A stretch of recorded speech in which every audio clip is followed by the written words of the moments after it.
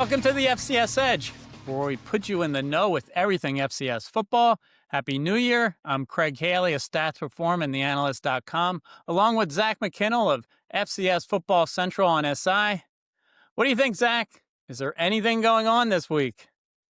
Man, I'm so excited. I don't know about you, Craig. It was good to have a little break this past week for the holidays, but man, I'm so ready for Nashville, and I can't wait. I think it's going to be an electric environment. We get that big city feel a little bit, being right in the middle of Nashville, man. So I'm really, really excited. Yeah, quite the change going from Frisco, Texas, which has done a great job, of course, hosting for 15 years, but to the lively nature of Nashville, just great. And, the stadium's renovated at Vanderbilt, so it should be a great time. Of course, our producer is Graham Bell, and in this episode, we will get you ready for the FCS Championship game in Nashville, but also the Stats Reform FCS Awards Show is this week. Can't wait to talk about that. But let's get right to the championship matchup. I mean, it's the first one between Montana State and Illinois State, Monday night, January 5th at First Bank Stadium in Nashville, 7:30 p.m. Eastern on ESPN. How'd we get here? I mean, Montana State beat Montana 48-24 or 23 in the semifinals. They scored the final 28 points. That 87-yard touchdown reception of Taco Dowler was electrifying. Illinois State, they're 12-4. They won their fourth straight road playoff game, the first ever due to that, 30-14 at Villanova. Never, trailed in that game. Daniel Sopkowitz, 2 more touchdowns, just keeps loading them up in the playoffs. I tell you, Zach, Montana State's a 10.5-point favorite here in the national championship game, but there's no way the Redbirds are believing that. No, I mean, listen, they've played the underdog, the underdog role all year, right? Even toward the end of the year. But this is a team. I know people get caught up in that Southern Illinois loss late in the season, but this team's won like 8 out of their last 9 games, dating back to the end of October. They're starting with that South Dakota win, which was a good win in hindsight, with South Dakota making a run to the playoffs. That included a win over South Dakota State as well in that run.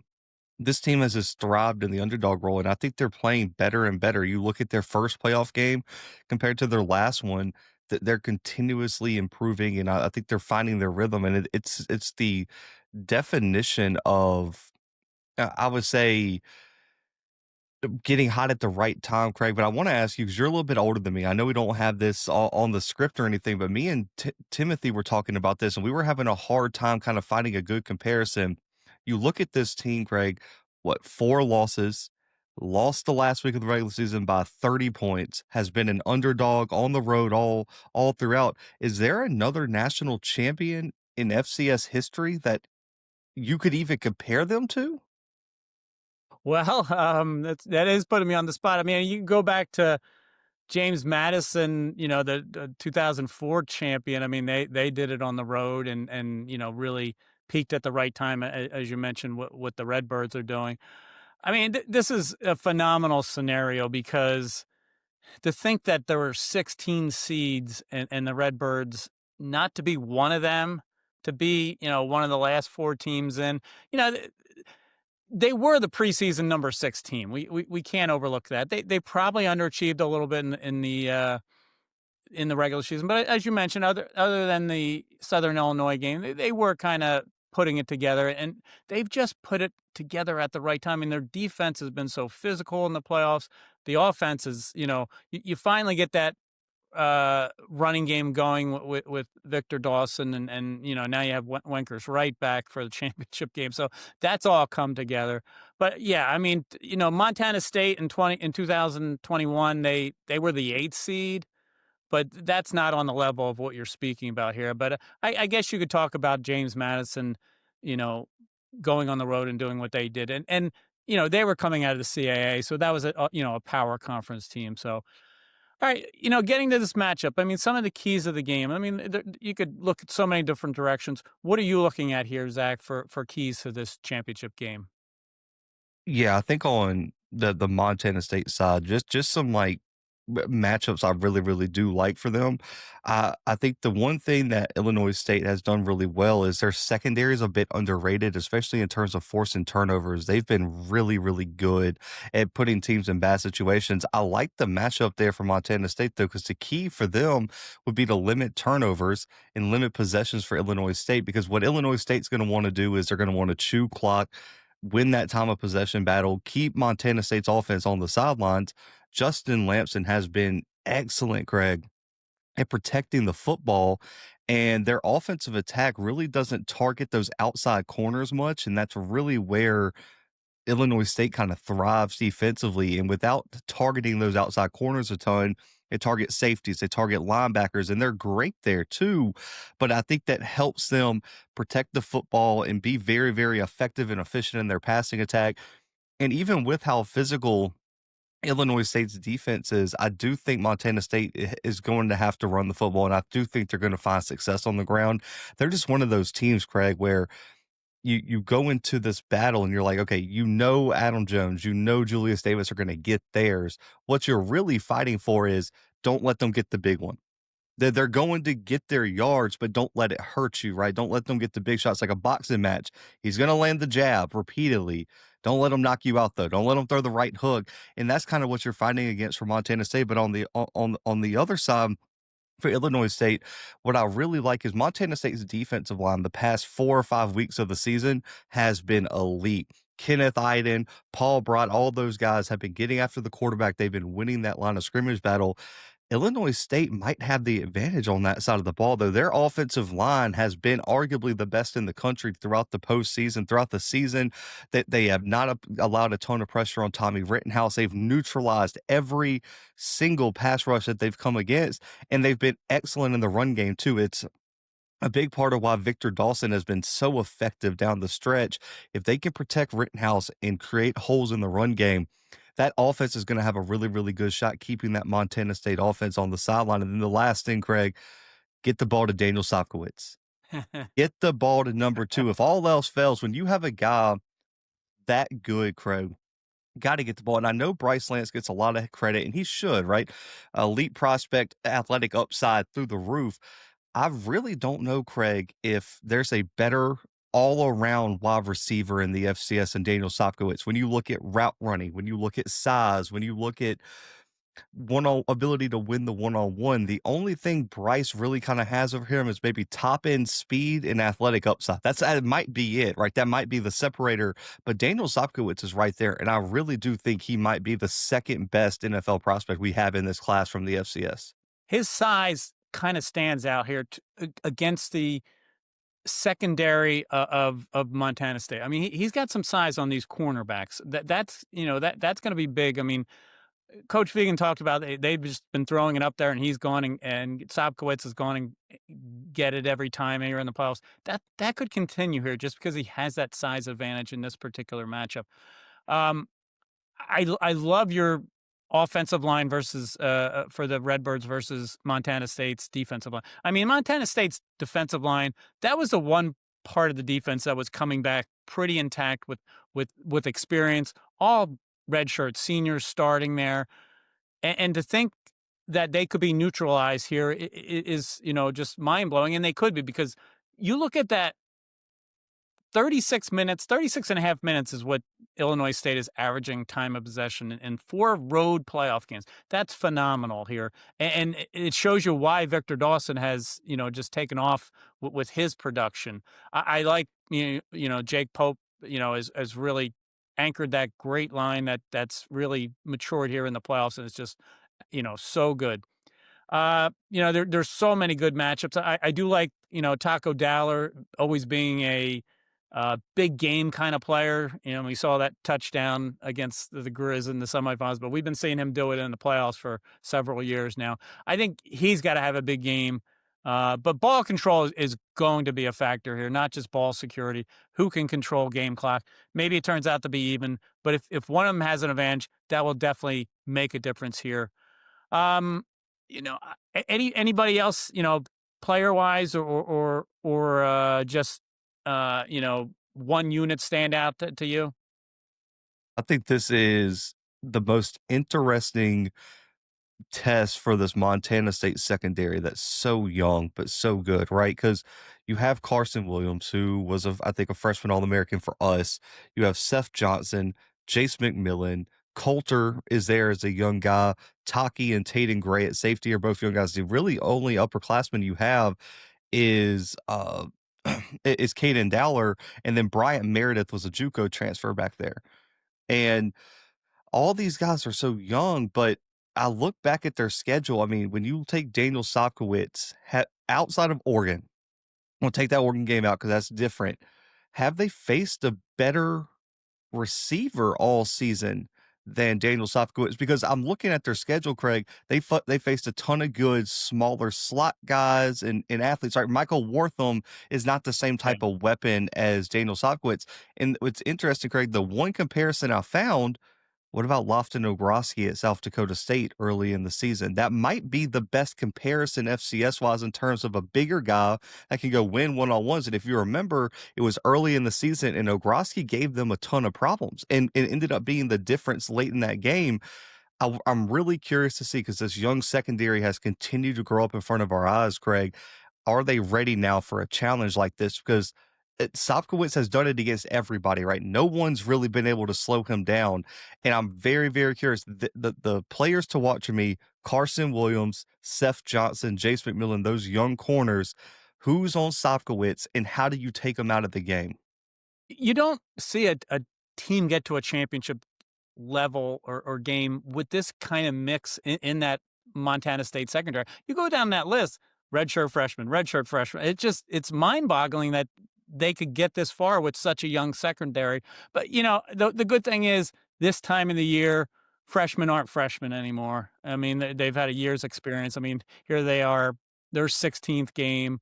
So I think they're probably up for the moment, but Sobkowitz is just a beast at wide receiver. I think another big matchup. I think the kicking game. You've had Miles Sandstead 2 years in a row. He's led the FCS in kicking points, and here he is. He's kicked all year. He's 17 of 21 in field goal attempts. Michael Costantino took over the kicking role in the semifinals against Villanova. He was 3 for 3 on field goals, 3 for 3 on extra points. Great, performance. But here he is stepping into this kind of scenario. His long was a 35-yarder against Villanova. I think that's a big one. You cannot leave points on the field here from your kicking game. I do think Sandstead gives him a little bit of an advantage just because he's had 2 years of experience doing this, and this is a big time moment. Being on the road 5 straight weeks, if you go back to the regular season, then you get a little bit of a break. How does that affect Illinois State here, or does it? I made the joke, Craig. Illinois State might have wanted to play this game in Bozeman if they could. Just keep the momentum going, man. I don't need a Christmas break, man. Let's play this thing on Christmas Day in Bozeman. That's what we want. But no, like, all jokes aside, I think they're fine, especially because they had this week off as well. It kind of gave them a chance to reset. And at the end of the day, like, I think they kind of found their rhythm on the road. Like, it didn't bother them as much. And I think one is Brock Spack, right? What a heck of a coaching job this year was for him, and he's got these guys ready to play. But also, this happens when you have a laden team, right? They have 16 seniors that have been significant contributors this year. They have 7 juniors, 23 upperclassmen that have been on this roster that have contributed to this to the success. I don't think they're going to be shaken by that. I do think if there wasn't a break in between, maybe we're talking about a little bit of a wear down for them, but I think they're going to be just fine. Yeah, I mean, fans like to, and ourselves, we like to think, hey, this hurts your momentum. But no, the players have had a long road. Their bodies could use those days off. And, in this case, the holidays, you get to visit with your family. So, that's big for both sides after a long season. You mentioned Brock Spack. I mentioned Coach Vegan earlier. It sounds odd to ask this, but is there a coaching advantage in this matchup? Oh, God, I mean, maybe I don't think it's huge. I will say this though, I would give the advantage a little bit toward Brent Vegan, just marginally, and it's because he's been here more recently, right? This is the third national championship appearance since 2021. He's done, and it feels like, and I wrote about this right after the semifinals, Greg, and I've said this on every show I've been on. It feels like this program's at a precipice right now. And they've been right there, Craig, knocking at the door. And it's like they finally found the key that was hidden, right? And they're about to unlock this door and win their first national title since 1984. I think Viga's going to have these guys locked in. They were a little shell shocked, I think, last game where, NDSU jumped out to a big lead early. You had that big Cam Miller run. I think he's going to have his guys locked in. And I think you saw Vegan last year, Craig, settle that team down through the middle of the game, right? Like NDSU jumped up big, but then Montana State inched back in and inched back in and inched back in. I think he understands now and he's learned from his previous two experiences what Montana State needs to do to go win this game. And they're a massive favorite, and the pressure is going to be on them. I think he has those guys prepared. But I will say, don't overlook Brock Spack, man. What he's done with this roster, this team has been it's so impressive. And if you remember last time they went to the national championship in Frisco, they were the underdogs. Obviously, the NDSU dynasty was rolling. That game was a one of the better games we saw in that Frisco era, right? A 2-point win there for the Bison. They were in that game. I don't think Brock Spack and this team is going to blink when the pressure's on Monday night. You could not have read my mind anymore on what, as I'm asking, is there any kind of advantage? Because I feel the same. I mean, I say advantage in quotes because I do think Coach Vegan, third time in 5 years, in that scenario last year, they were down 21-3. He gets them to rally. I don't think that he allows his team to get rattled if if they do fall behind, where the Redbirds can't. They don't want that scenario. But these are longtime coaches, not just as head coaches, but as assistants and as coordinators. So it's if there's an advantage, it's an advantage in quotes because they're Brock Spack and Brent Vegan are just two of the best here in the FCS. All right. So then if say something goes wrong, what worries you? If there's something that worries you with each team, what is it? Turnovers for Illinois State. It's a one of those situations you live by the sword and you die by the sword. You live by the playmaking and gunslinger mentality of Tommy Rittenhouse. And sometimes, Craig, it looks real good, doesn't it? We've seen it look real good. But then there's other times where I don't think this situation, and I'm not going to take the 5 picks. Like, I don't think that was just a rare thing. But and go ahead and throw 2 picks against this Montana State team, and things are going to get out of hand. He cannot afford turnovers, and he's been way more aggressive than we've seen Lampson, right? Taking shots down the field, throwing stuff in double coverage. Like, he is going to take some risk. Illinois State can't afford those risks to turn into turnovers, and that worries me a little bit. Then the other thing too, on the other side, you kind of mentioned it, is some of the, like, even though they're experienced now, right? Because they played throughout the year, man. Some of that youth in Montana State, like, what happens if Illinois State's able to have some success early? Are those guys going to be able to rebound and turn that tide if Daniel Sopkowitz is doing this thing on the outside, if the run game's going and this time of possession starts to flip on its head? How does Montana State respond to that with some young guys on the defensive side, especially in the secondary and other key spots? Man, I did the roster breakdown with them. Craig, they have, I think it was almost 23 underclassmen that are significant contributors on this team. Very, very young team. And no one's really talked about it. Everyone thought last year was the breakthrough team for Montana State. Everyone thought this year's team was good, but it was going to be next year's team that was going to be the next team to make a run. They're a year early. Are they going to be able to overcome any adversity early in this Illinois State game if it does present itself? Those are my 2 concerns. But that Tommy Rittenhouse turnover thing, they cannot afford turnovers because Montana State will make this game get out of hand very, very quickly if they start turning the football over, especially in the first half. Well, the good thing about Rittenhouse is his resilience. I mean, the 5 interceptions against NDSU and still pull out that win with the late rally. I almost look at his scenario as like Illinois State. There's so many good quarterbacks, and then you have NDSU and SDSU ruling the Valley. So many good quarterbacks in that conference that they're living in the shadow for so long. Rittenhouse as a quarterback individually, the team, to those 2 national powers. So I do think that helps them, that they almost rallied together the quarterback and the team, just because of what they endure every year with those two powers and NDSU, SDSU. I do think one thing that worries me about the Illinois State, they can't let Montana State get the run game going, like you mentioned. They've given up. They've been kind of gashed by the run in their losses this year, and then that's going to happen when a team's getting a lead on you and is going to try and run the clock. But boy, they can, they have to stop, or limit Montana State's effectiveness with the run. Montana State, I mean, they're the favorite here. I mean, they only had 8 returning starters. They've gelled so well to overcome that 0-2 start, but they will feel that pressure if this is a close game throughout. It gets into the second half, because they should be the team to win as a 10.5-point underdog. But as we mentioned here at the outset, there's no way Illinois State believes they're a 10.5-point underdog, because they're here to win, just as the Bobcats are. We could talk all podcasts, on this matchup and just keep going on and on, but we do want to get to the second segment, because we have a special guest. Dom Izzo is the master of ceremonies for the Stats Reform FCS National Awards Show, which is coming up January 3rd here in Nashville. So we're going to take a break from the FCS Edge, and when we come back, we're going to interview with Dom Izzo. This is the FCS Edge.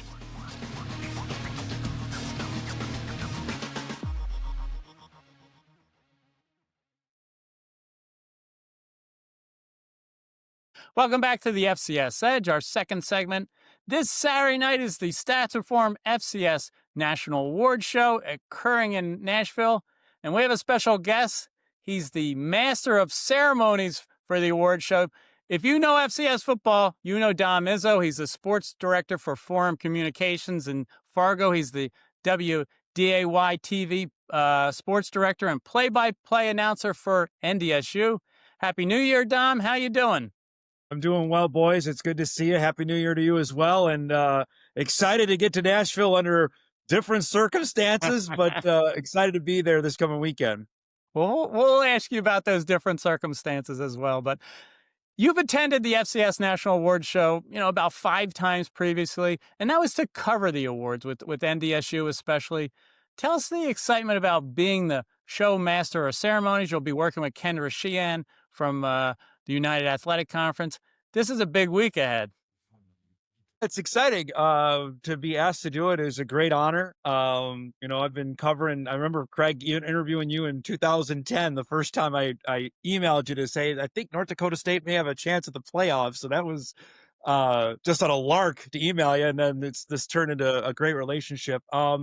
Yeah, to be there in the room a few times over has been incredibly exciting, and to now be up on stage and hosting this is a great honor. I really haven't done anything like this before, so I'm used to talking to a camera with nobody else around. This is going to be a little bit different, but excited for it, and I'm really excited to see who wins on. I don't know who wins, so I'm more than excited to find that out on Saturday night. I mean, some of these awards, man, are named after some absolute legends. You got the Walter Payton Award, but Buchanan, Jerry Rice, Eddie Robinson. What do some of these names mean to you just in terms of football legends? Yeah, meeting Jerry Rice last year when Marty Brown won the award from North Dakota State was pretty surreal. Considering growing up and watching the 49ers dominate, that's my decade. I was born in 79, so seeing the 49ers win 4 Super Bowls in the 80s, Jerry Rice was all over my television. So that was a neat deal. Meeting the Payton family has been something. I did that in 2019 when Trey Lance won the Walter Payton that year. Jared Allen is a really neat deal that he's presenting this year. I covered Jared when he played for the Vikings. Went to training camp several times in Mankato, Minnesota. So that's pretty neat to connect there for a guy that was a absolute stud at the FCS level. So this is that to me as a football nut. That's really neat to be able to bridge those decades together. Well, Don, you mentioned the Walter Payton and Buck Buchanan Awards that you don't know the winners. You're going to find out when you make that announcement, which was kind of a unique scenario. But can you talk about, these 3 finalists, top vote getters for each award? You have James Conway, Joshua Stone King, and Andrew Zock up for the Buchanan Award, Bo Brungard, Teron Dickens, and Cole Payton up for the Payton Award. Just your thoughts on this final group for each award. Yeah, on the Buchanan, I'm a little surprised just to how the voting went on that, with a couple guys out of the SoCon to get there, and a guy of the Patriot League. The numbers are astounding on that. I saw Zoc play in person a year ago when Mercer came to Fargo to play North Dakota State. He stood out to me immediately as a defensive lion. Their defense was really good. It was even better this year. So that, I'm hopeful, is a trend that the SoCon is getting its feet back underneath them to be back in the conversation of top level leagues, because it hasn't been over the last 5 to 6 years since Wofford and Georgia Southern and App State, or App State and Georgia Southern, decided to move on. We'd like to see Wofford get better. Furman was in the mix. And in the Payton, we followed that honestly since basically week 2 when Cole Payton started to go nuts here. I really thought the night in Brookings when the Bison hammered South Dakota State and Cole scored 4 touchdowns that night, that it was over. Like, there was still a month to go, but he was clear cut going to be the guy. And the guy at Youngstown State just kept coming. And we got, the following week, we got to see Brungard in Fargo, and he was really good, kept the Penguins in the game, and just kept pitting up video game stats. And then Teron Dickens is doing what he's doing at Western Carolina and just throwing the ball over the place. And like, wow, these guys are all outstanding players. And yeah, I'm on the edge of my seat, honestly, to figure out who wins this thing. I think people in Fargo think it's a fait accompli that Brungard's going to win it. I remember being in the room, and Craig will attest to this, in 2019. I was stunned that Trey Lance won it that year. Maybe we'll be stunned again on Saturday night.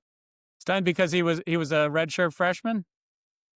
I think stunned because we had been there before. Easton Stick the year before didn't win it. We thought that was kind of a slam dunk, and he did not win it that year. And the fact, I think there's some bias against the Bison just out there. I just, my own 2 cents. And then he did win it. Like, holy cow. And the numbers spoke for themselves. Now you look at it 6 years later, but I think there's a tinge of that maybe is in play here as well. Brungard's stats are crazy. And I mean, if you just look at that, his team made the playoffs. It's hard to ignore that. When you look at the game this weekend, right, taking it out of the awards ceremony, you have Montana State, Illinois State. Obviously, you've got to see Illinois State twice this year, with the Bison beating them in the regular season and then getting upset in the postseason. You got to see Montana State last year in the national championship. A lot of the starters this year were at least significant contributors last year, maybe not starters last year. What are your thoughts on the matchup overall? I think it's going to be a great game. And it just feels, the broadcast on 2 weeks ago in Bozeman just felt like North Dakota State was hanging over it. And it's certainly going to be the case again on Monday night. You can't help it that Illinois State got here by going through the Bison, and Montana State has not been able to beat the Bison in the postseason. So it just, I love both these guys. I know Brett Vegan for 20 years, so there's a large cheering section for him in Fargo. But honestly, I think there's a section of Bison fans that probably deep down maybe don't want to admit it. They're like, you know what, be all right if Illinois State won this thing because they beat the Bison. We've seen that, and Craig's had the stat forever that whoever beat the Bison ended up winning the national championship or playing for it, like Montana did a couple of years ago.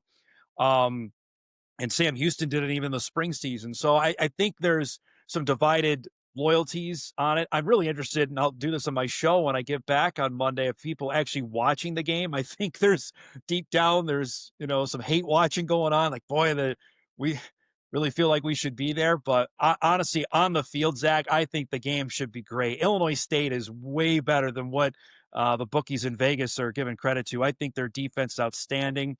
Sobkowitz has been tremendous. Tommy Rittenhouse has been the story to me. Rittenhouse was a good quarterback. This year, he's elevated himself to be one of the top 3 in the Valley, which I did not see coming in 2025. That's a great story. And I'll say this, Brock Spack has talked repeatedly every time I interview him about that game in 2015, January 15, when Illinois State nearly beat him.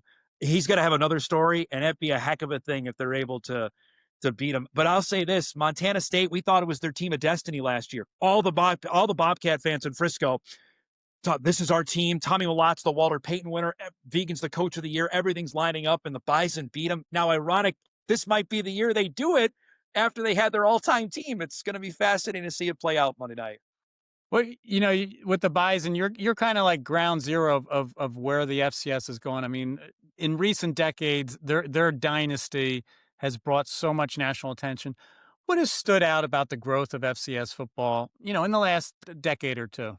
I think starting Monday night, seeing the game on ESPN by itself in prime time is a huge deal. We've been down this road before where the game was played at 11 a.m. against other NFL games, or heck, the Sunday bit they tried for a couple years. So we saw the ratings reflect that in the game last year, and I think it's going to do pretty well because it's just football. People like watching it on Monday night.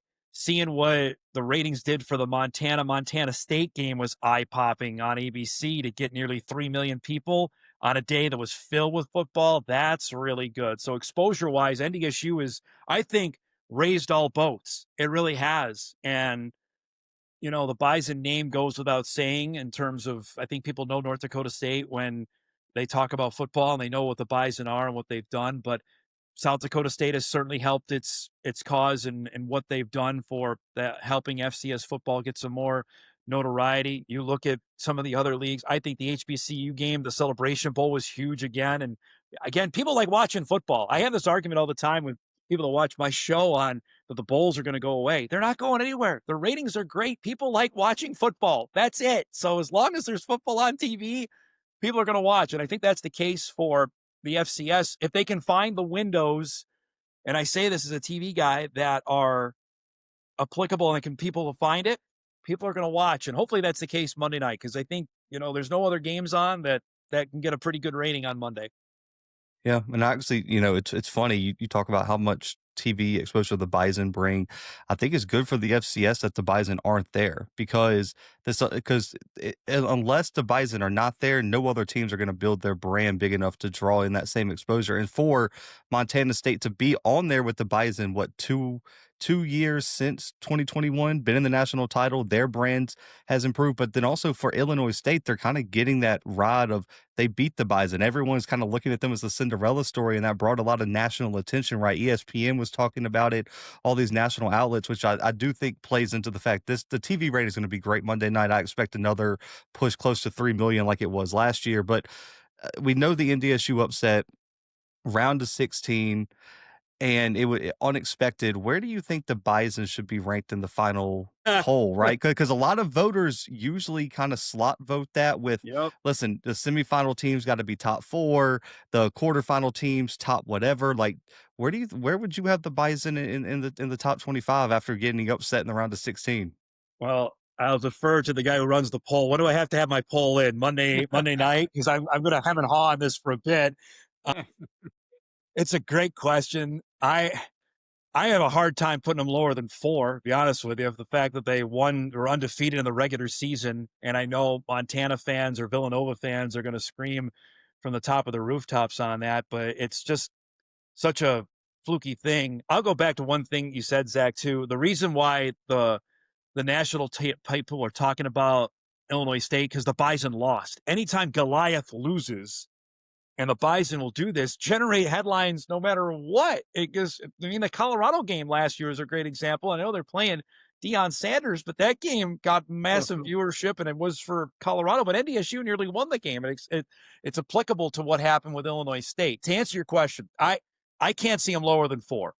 And the fact that they went through the Valley unbeaten, they finished the regular season unbeaten. They dusted opponents. I mean, their closest game was that UND game that they rallied in the fourth quarter and won. They beat South Dakota State by 31. They beat Youngstown State. They beat Illinois State on the road by 2 touchdowns. I understand the last game, losing the way they did, is going to stick in people's minds, and it sure will here for a long, long time. But what they did, their balance of work in the season, I'd have a hard time putting them lower than 4. I can't see them behind UC Davis or Tarleton State. I just can't.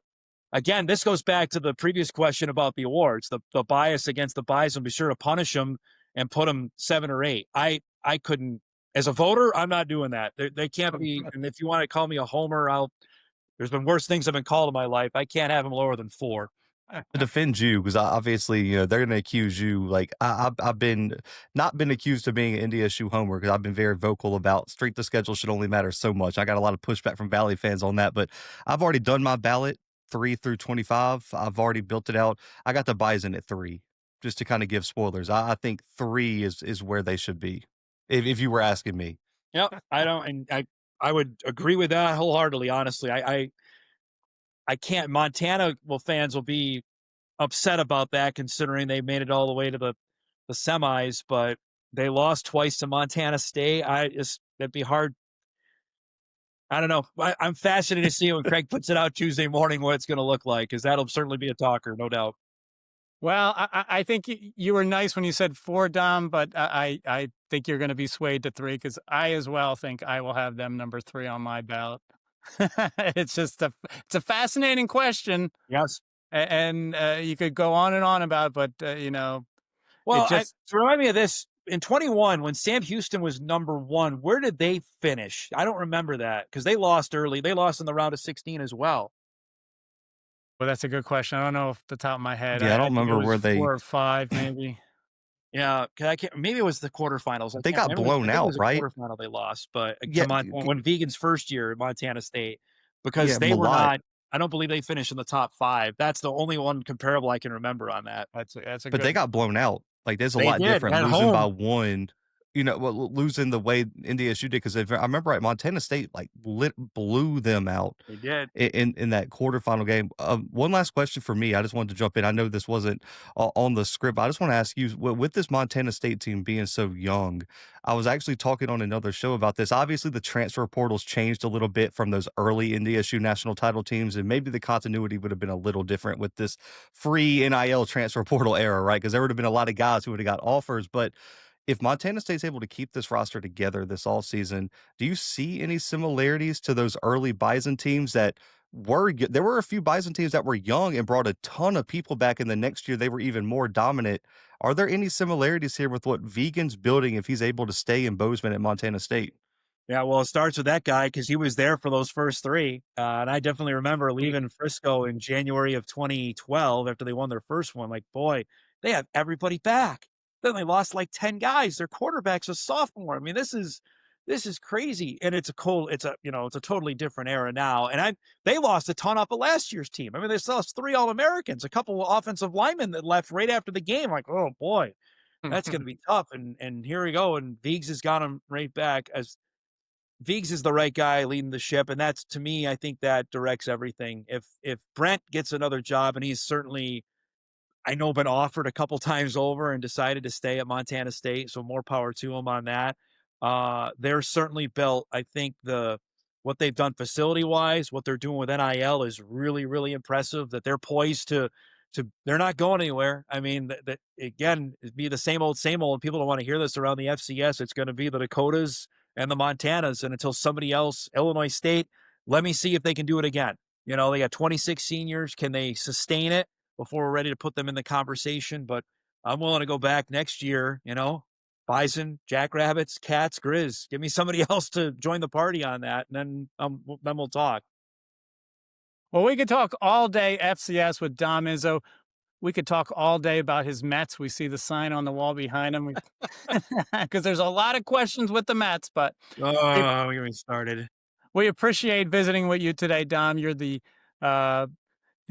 master of ceremonies for the Stats Reform FCS National Awards this Saturday night in Nashville. Great to have you. Great to have you leading the show Saturday night. So, Zach and I are going to take a break here, and when we come back, our third segment on the FCS is our pick'ems for the national championship game.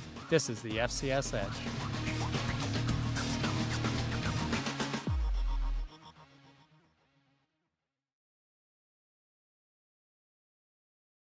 Welcome back to the FCS Edge. Our third and final segment will be our Pick'em segment. That was a lot of fun visiting with Dom Izzo. He gave us insight on the FCS National Awards, also this championship game that we have going on. Here we are, number 2 seed Montana State. They're 13-2, playing Illinois State, unseeded. Still can't get over that. They're 12-4. Monday night football on ESPN, 7:30 Eastern. I tell you, the Opta Advanced data has a huge win probability for Montana State, 85%. I'm not buying it to be that high. What are your thoughts here on this game?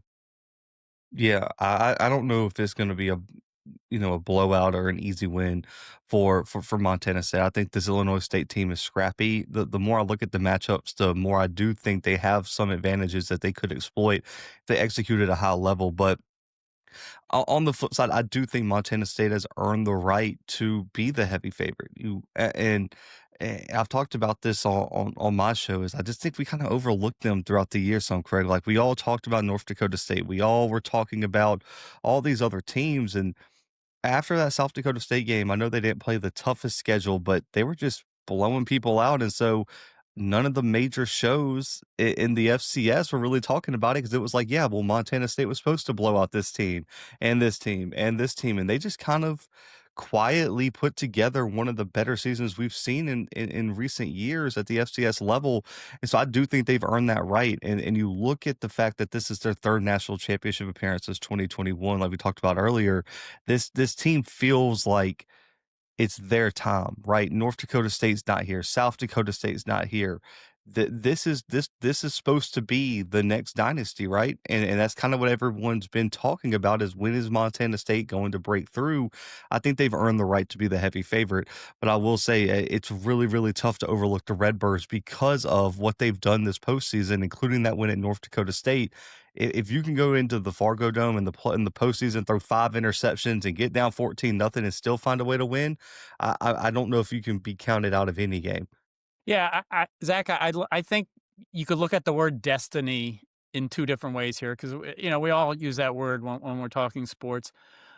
Montana State, they feel like they could be a team of destiny because third time in 5 seasons to get to the final game. Here they are in Nashville. And to do it when they had so much retooling after last season, to lose when they were 15-0 and they felt like they had the team to get it done. So I think the destiny of finally breaking through with this group under Coach Vegan, that makes them a team of destiny. Illinois State, you talk about a team of destiny that just defies the odds with 4 times winning on the road as the underdog, and just not they're undaunted by anything, and here they are, a heavy underdog, but they certainly don't feel it. I just think it's a great matchup. I think the turnovers, as you point out, will be key. I mean, Montana State's forced 8 of them in 3 games here in the playoffs. Illinois State's forced 9 of them in their 4 wins. Neither team can afford to have it happen, and they're both, not playing to let it happen. Is there any other factor that we haven't talked about? Like maybe, is this the time to implement a new look, a new scheme, throw in a trick play? Do you do any of that going into a game? Do something new that the other opponent hasn't seen on film? Possibly, but at the same time, you don't want to try to get too fancy and go away from what got you here, right? Like, I think at this point, coaches, players, media members, like, man, we know what to expect from Montana State and Illinois State. We know what the offense is going to look like. We know what the defensive scheme is going to be. It got you here, so you can't change everything. Now, I do think, yeah, maybe you implement like a wrinkle, a trick play, maybe a little bit of a different look that could be based on a common look you have, right? Where like you even saw like the North Dakota State game last year, right? That 5 wide look, and they ran Cam Miller right up the middle, and Montana State just was not ready for it. The little wrinkles like that, yeah.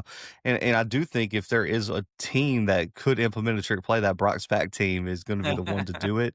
I think Brent Vegan, I think he knows the recipe, and he's going to be like, you're going to have to stop our recipe if you're going to win this game. And if you do, then more power to you. But we feel like we're the better team. We feel like we can go win this game. And so I do think you're going to see some wrinkles, but you don't want to get too cute, Craig, and then look back on the game and be like, well, man, the power run game got us here. We just completely abandoned the power run and we lost. Now I kind of feel stupid. Well, I'm with you. I would do something like a fake punt. I don't think I'd be doing a double flea flicker and coming up with that on the fly. So, but I mean, it's always cool when you come up with something different to change it up. Now, here's one before we get to our picks. Now we talked last episode on the 2 running backs for Montana State, Julius Davis and Adam Jones, where Montana just had they rely on Eli Gilman. Now we have that 2 versus 2 because Wenkers Wright is back from a shoulder injury and he's, combining with Victor Dawson. So which team will have more rushing yards end of Monday night? Mm, I'd probably say Montana State slightly. Yeah, I think that you would have to go that way. I'm just intrigued by if Winker's right can come back strong and just bull his way to some yardage. I think there's a possibility there. All right, let's get to your pick. Well, and here's another. All right, let's do our picks first. What is your score here Monday night? Yeah, I'm gonna go with Montana State. I think it's a competitive game all 4 quarters. I don't really see a blowout happening. I'm gonna go. Mm, give me Montana State 31-23 over Illinois State. We're thinking along the same lines. I'm going to go 27-22, throw in a safety somehow. I'm going to go with the Bobcats as well. I do think 3 times in 5 years, it just feels like this may be their time under Coach Vegan, who's just a phenomenal coach. They are so lucky they've been able to retain him. He's that good of a coach. All right, so let's do headlines on Tuesday morning, depending on who wins. What's the headline for Montana State? What's the one for Illinois State? Illinois State's easy. It is the most unprecedented championship run I think we've seen in college football. Like all levels. Because right, the FBS has not had the playoff for that long, right? So like we haven't really had it's funny. Me and Timothy were talking about this. Like the best underdog story, Craig, was Ohio State last year, and I'm not really considering that an underdog story at the at the FBS level. But I mean, because to answer the question I asked you earlier, like I went and did some research. I thought the best 2 comparisons to compare Illinois State to was 2002 Western Kentucky and 1998 UMass would be the, like, only 2 that could even be kinda compared to them, and I know that James Madison team went on the road, but I think Western Kentucky had to go back through McNeese. If you remember, they got blown out earlier in the year. They had to go through the top 2 seeds, kinda similar to Illinois State here, and then 98 UMass, if you remember, lost their last game of the regular season to UConn. They lost to UConn twice that year, had to go through McNeese, had to go through the dynasty of Georgia Southern to get that title as well. And so I think that that would be the storyline if Illinois State wins, like the greatest championship run we've seen. And for Montana State, I think you're going to get some talk of with how young this team is. One, can they retain the talent? And 2 is, could this be the next dynasty? And I think with all the NDSU to FBS smoke, there's going to be a lot of people looking at Montana State and what Brent Vegan can do is like, can they do it again? Right. Because that was the question with South Dakota State. They did it this year. It's hard to repeat. What's the true ceiling here for this Montana State program? And I think it's going to be that kind of breakthrough story because we talk about player retention. Craig, can you make an argument that coach retention here might be more important for Montana State? Because I don't know about you, I thought Vegan would be, with all the rumors, man, he could have been gone any of the past 2 years. And for him to still be there, that might be the biggest thing for this Montana State program is keep continuing to find ways to keep Brent Vegan in-house. And he's lost coordinators, Craig. He's lost assistant coaches. He's lost players, and he just keeps finding ways to win. I think Brent Vegan has really solidified himself as not just one of the best coaches in FCS if they win on Monday, Craig, one of the best coaches in college football. Yeah, I think at some point you really like where you're at. He does like being there. Obviously, the money's being thrown around from FBS programs, but he does enjoy this program. And at some point, maybe Montana State is FBS. I think if they win, the Bobcats kind of solidify themselves in that NDSU South Dakota State mix that we've seen this decade. I mean, they're the only 2 programs with more than more wins this decade than Montana State, which needs that championship game win. You go back to '84 since they won. So that's the headline there that they've built to this moment. Illinois State, as you mentioned, here's a number for you. They have more road wins this year than the entire playoff field had last year. 19-3 for the home teams last year. So unbelievable. And they will have beaten the number 1 and 2 seeds here. They already knocked off NDSU on the road here if they can get it done. So it is perhaps the greatest playoff storyline ever. Well, A lot of talk has been on this, right? And this would be my last thing to kind of throw at you is what do you think the attendance is going to be like? There's been a lot of talk about the attendance, and I know there were some people skeptical because it is a bigger stadium, right? It's a newer city. The more I think about it and the more I see the hype on social media from these fan bases, I'm a little bit excited. Now, what the record is Marshall back in the 90s. I think they had like 30 something thousand. I don't think we're Maybe surpassing 32, I that. think. Yeah. Yeah, we're not beating that, but Greg, I don't see why I'm really confident we can get between 25 and 30 on Monday night. I think Montana State fans feel like they want to be here for history. Mhm. The Illinois State fans, if you remember back in 14, traveled really well to Frisco. They're a little bit closer to Nashville. I think this could be the year. I think these two fan bases are going to show out, and I do think Nashville, hearing the people from the city talk about the game, I think they're going to invest a little bit more than people thought. You're going to get some foot traffic in there of fans who just want to be at the game. I think we're going to push above 25K on Monday night, Craig. I'm thinking the same way.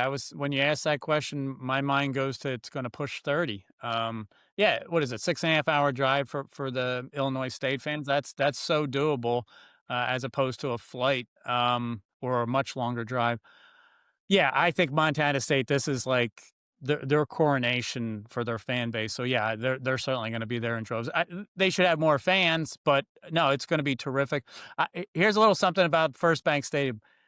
If I'm not mistaken, the stands are sort of like close to the end zones. So if somebody scores, they can kind of interact with the fans a little bit. I think that's going to be a cool thing to look for. A Lambo leap type We situation. might have that.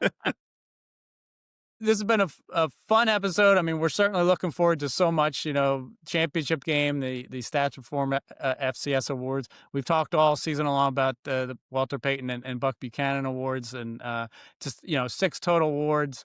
We're going to be back after the championship game. Wednesday, January 7th will be our final episode. I hope you get a little fun in New Year's Eve first before the big game, but I know you're looking forward to it. Man, I can't wait. I always love seeing all the different media and just fans of the show in whatever city we're in, man. I'm really excited for Nashville. Looking forward to seeing everyone there. Same here. Thanks to Graham Bell, our producer. Thanks to our listeners and followers on YouTube. We will see you next week on the FCS Edge. This has been a lot of fun.